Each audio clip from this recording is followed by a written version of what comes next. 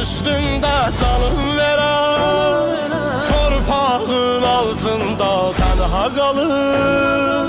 Şəhadət şərbətini dadan şəhid, Allaha canım verib cənnət alır.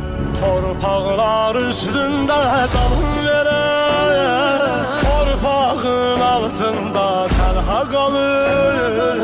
Şəhadət şərbətini dadan şəhid, Allaha canım verib cənnət alır.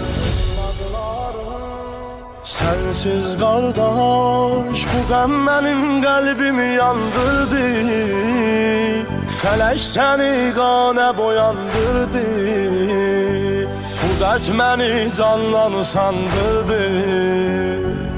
Övladların şəklinə xəlvətdə baxan